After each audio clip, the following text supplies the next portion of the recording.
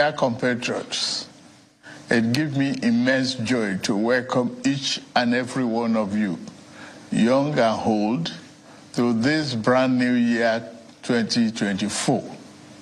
We must lift up our hand to Almighty God in gratitude for His grace and benevolence to our country and our lives in the year 2023 that has just gone by. Though the past year was a very challenging one, it was eventful in so many ways. For our country, it was a transition year that saw a peaceful, orderly, and successful transfer of power from one administration to another, marking the yet another remarkable step in our 24 years of unbroken democracy. It was a year you, the gracious people of this blessed nation, entrusted your faith in me with a clear mandate to make our country better, to revamp our economy, restore our security within our borders, revitalize our floundering industrial sector, boost agricultural production, increase national productivity, and set our country on an irreversible path towards national progress that we and future generations will forever be proud of. The task of building a better nation and making sure we have a Nigerian society that cares for all our citizens is the reason I ran to become your president. It was the core of my renewed hope campaign message, on the basis of which you voted me as president.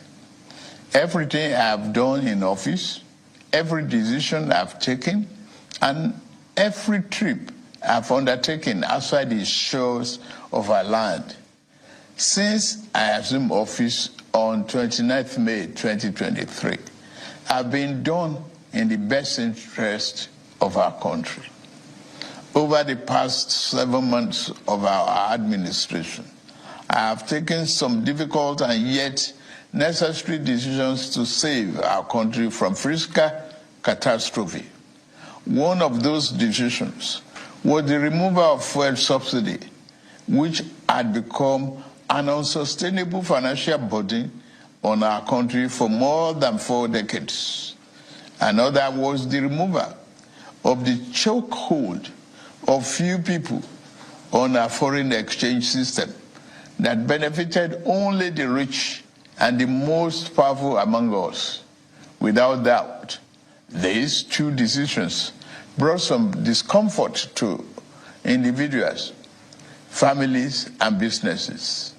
I am well aware that for some time now, the conversations and debate have centered on the rising cost of living, high inflation, which is now above 28%, and the unacceptable high underemployment rate. From the boardroom at the broad streets in Lagos to the main streets of Kano and Nembe Creeks in Bayelsa, I hear the groans of Nigerians who work hard every day to provide for themselves and their families. I'm not oblivious of the expressed and sometimes unexpressed frustrations of my fellow citizens. I know for a fact that some of our compatriots are even asking if this is how our administration wants to renew their hope. Dear compatriots, take this from me. The time may be rough and tough. However, our spirit must remain unbowed because tough times never last. We are made for this period, never to flinch, never to falter. The socio-economic challenges of today should energize and rekindle our love and faith in the promise of Nigeria. Our current circumstances should make us resolve to work better For the good of our beloved nation, our situation should make us resolve that this new year, 2024, each and every one of us will commit to be better citizens. Silently, we have worked to free captives from abductors, beat our chests, yet that we had solved all the security problems. We are working hard to ensure that we all have peace of mind in our homes, places of work, and on the roads. Having laid the groundwork of our economic recovery plans within the last 7 months of year 2023, we are now poised to accelerate the pace of our service delivery across the sectors. Just this past December, during COP28 in Dubai, the German Chancellor, Olaf Scholz, and I agreed and committed to a new deal to speed up the delivery of Siemens energy power project that will ultimately deliver reliable supply of electricity to our homes and businesses. Energy power project that will ultimately deliver reliable supply of electricity to our homes and businesses under the Presidential Power Initiative, which began in 2018. Other power installation projects to strengthen the reliability of our transmission lines and optimize the integrity of our national grid are ongoing across the country. My administration recognizes that no meaningful economic transformation can happen without steady electricity supply. In year 2024, we are moving a step further in our quest to restart local refinery of petroleum products with Port Harcourt Refinery and the Dangote Refinery, which shall fully come on stream. To ensure constant food supply, security, and affordability, we will step up our plan to cultivate 500,000 hectares of farmland across the country to grow maize, rice, wheat, millet, and other staple crops. We launched the dry season farming with 120,000 of land in Jigawa State last November under our National Wheat Development Program. And this new year, we will race against time to ensure all the fiscal and tax policies reforms we need to put in place are codified and simplified to ensure the business environment does not destroy value. On every foreign trip I have embarked on, my message to investors and other business people has been the same. Nigeria is ready and open for business. I will fight every obstacle that impedes business competitiveness in Nigeria, and I will not hesitate to remove any clog hindering our path to making Nigeria a destination of choice for local and foreign investments.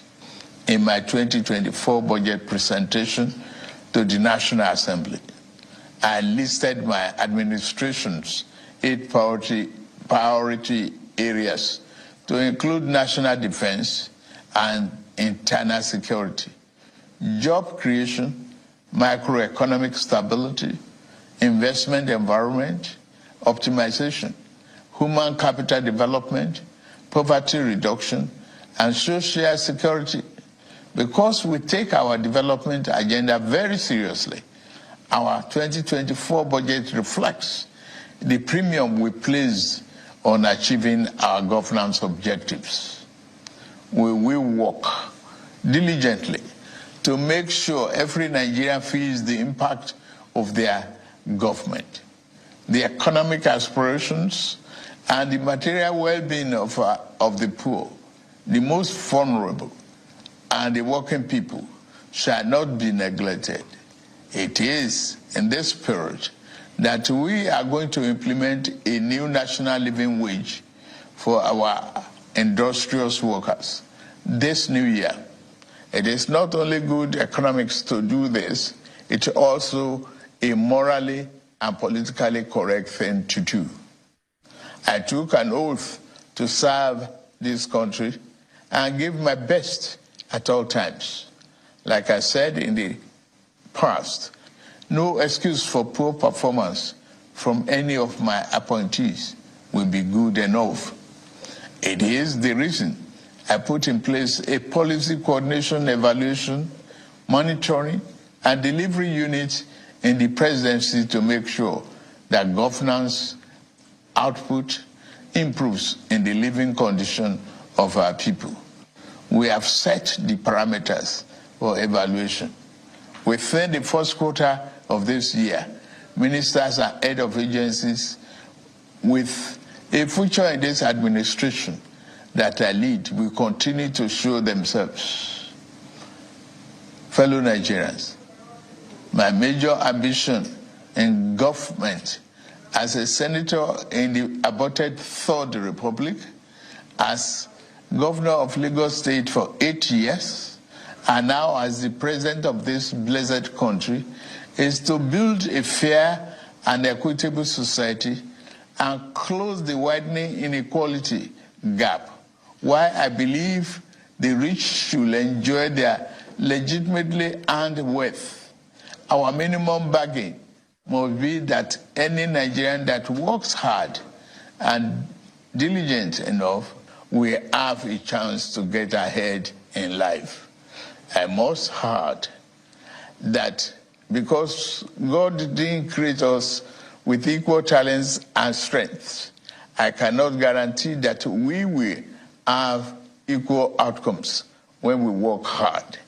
But my government, in this new year, 2024 and beyond, we work to give every Nigerian equal opportunity to strive and to thrive.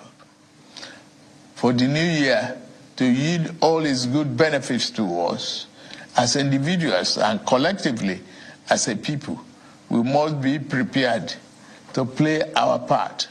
The job of building a prosperous nation is not the job of president, governors, ministers, lawmakers, and government officials alone. Our destinies are connected as members of this household of Nigeria. Our language, creed, ethnicity, and religious belief, even when they are not same, should never make us work at cross purposes. In this new year, let us resolve that as joint heir to the Nigerian Commonwealth, we will work for the peace, progress, and stability of our country. I extend this call to my political opponents in the last election. Election is over. It is time for all of us to work together for the sake of our country. We must let the light each of us carries, men and women, young and old, shine bright and brighter to illuminate our path to a glorious dawn. I wish all of us a happy and prosperous year 2024. May God continue to bless the Federal Republic of Nigeria.